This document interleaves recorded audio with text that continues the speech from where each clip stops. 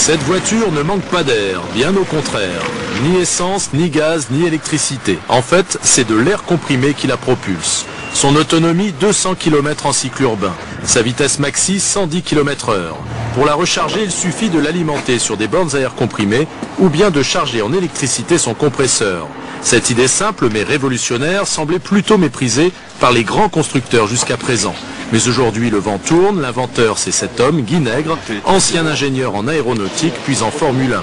Il a signé un contrat avec le constructeur indien Tata pour que sa voiture puisse y être fabriquée d'ici 1 an. Et dans son usine de carrosses près de Nice, il s'apprête à lancer lui-même ce modèle, la OneCat, un véhicule de 5 places dont 3 à l'avant qui pourrait être vendu à partir de 3 500 € en France. Mais avant cela, il faut réussir les crash tests pour que la voiture puisse être homologuée chez nous. Le système ne semble pas si La puissance dégagée par l'air lorsqu'il se détend dans le moteur entraîne les roues. En fait, c'est un peu un ressort, on comprime de l'air à l'intérieur des réserves et on détend cet air dans un moteur pour entraîner un système bien manuel. Donc c'est vraiment simple. Et pour augmenter encore l'autonomie, l'inventeur a aussi imaginé un moteur annexe qui fonctionne avec très peu d'essence pour recharger les compresseurs d'air.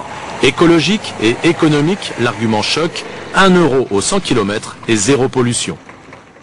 Et justement, nous retrouvons en direct de Carros dans les Alpes-Maritimes Guy Nègre, l'inventeur de ce procédé. Bonjour. Alors, est-ce que, si je puis dire, pour vous, la hausse du prix du pétrole est une bonne nouvelle, puisque ça justifie en quelque sorte tous vos efforts? Oui, enfin, si l'on veut, c'est pas une bonne nouvelle de savoir que le pétrole augmente.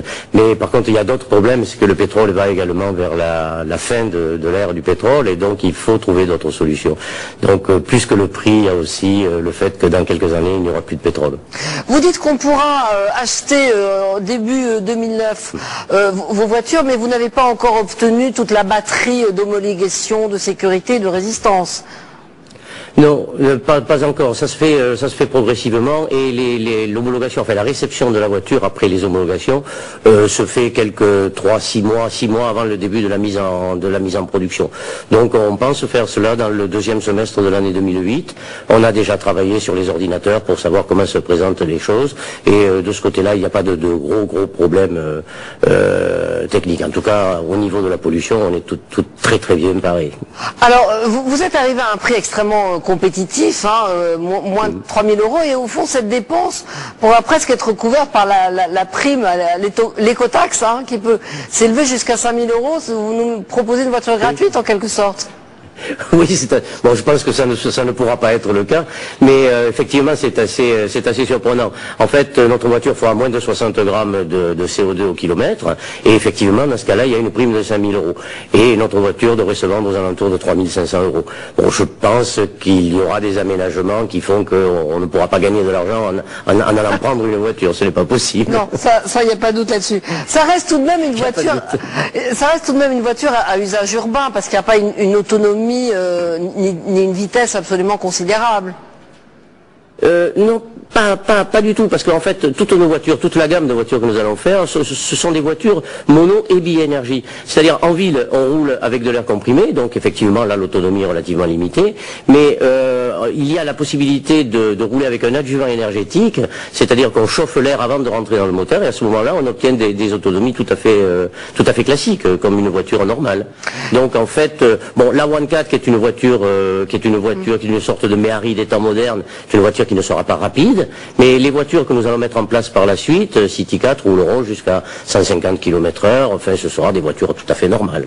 Si je décide aujourd'hui en vous écoutant d'acheter une voiture, comment je fais et quand est-ce que je suis livré? Alors pour l'instant on ne les vend pas encore, puisque nous sommes en train de mettre en place le process de fabrication de notre produit, de nos voitures, et nous avons un système industriel tout nouveau que nous allons implanter dans le monde, qui consiste à fabriquer la voiture chez le concessionnaire. Alors la première petite usine, ce sont des petites usines de 4300 m² qui vont fabriquer une voiture chaque demi-heure. La première usine est à Carros, nous sommes en train de l'aménager, de l'équiper, de faire en sorte qu'elle soit prête à tourner à la fin de cette année, et après nous implanterons plusieurs usines. En France, on prévoit 21 usines comme cela, 21 concessionnaires. Donc à partir de 2009, on verra vos voitures sur les routes?